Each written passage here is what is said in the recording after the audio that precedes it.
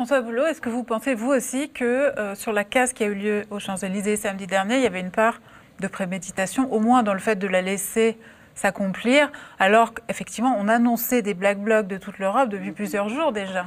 A priori, c'est effectivement les informations qu'on a pu avoir, que la casse, on a laissé faire pour ensuite mettre en scène ces violences. Et effectivement, on est face à une stratégie qui est claire en fait cette semaine avec les mesures ultra autoritaires et répressives. C'est la stratégie de l'intimidation. Ils veulent effrayer tout le monde, on l'a bien compris, pour que les gens ne viennent pas samedi.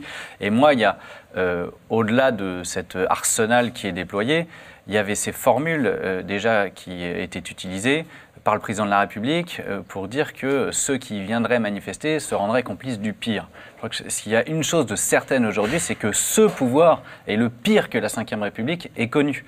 Et aujourd'hui, c'est la honte internationale pour le président de la République de se faire sermonner comme il l'est par les instances internationales. C'est la honte aussi dans notre pays, parce que moi j'ai honte franchement aujourd'hui, que quand je vois l'état de notre pays, j'ai honte de ce pouvoir en place qui ne veut rien entendre. Et qui est complice. Et bien sûr... De par de cette non-réponse, excuse-moi, de par cette non-réponse politique et ce manque de courage, il est complice. Et sur la complicité, parce que donc, le pouvoir essaye d'amalgamer systématiquement aujourd'hui donc, les manifestants avec ceux qui commettraient des violences. Bon, moi, je n'étais pas au courant qu'on avait voté les pleins pouvoirs au président de la République et qu'il pouvait changer à lui tout seul le code pénal. Hein, parce qu'en droit pénal, il y a quand même un principe assez simple qui est celui de la responsabilité individuelle. Et donc, si on ne commet pas de violence, on ne peut pas être complice de celui qui a été violent.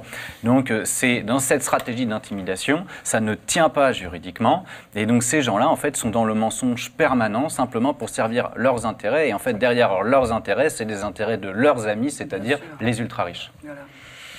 Alors, ça ne tient pas pénalement, mais il y a quand même des gens qui sont actuellement inquiétés par la justice, voire en prison, pour des délits qui n'ont pas commis et dont on les estime solidaires, d'une certaine façon. On sait déjà qu'il y a eu les consignes illégales données par le parquet de Paris pour interpeller et mettre en garde à vue systématiquement tous les interpellés. Et ensuite, maintenir les gardes à vue quand bien même les faits ne sont pas établis. Et vous avez des gens aujourd'hui qui, même pour des bricoles, peuvent faire des gardes à vue jusqu'à 56 heures. Et j'ai une collègue gilet jaune de Caen qui a fait 56 heures de garde à vue dans des conditions absolument épouvantables. J'avais également un collègue gilet jaune d'Évreux qui a été mis en garde à vue. Alors, il a fait 24 heures.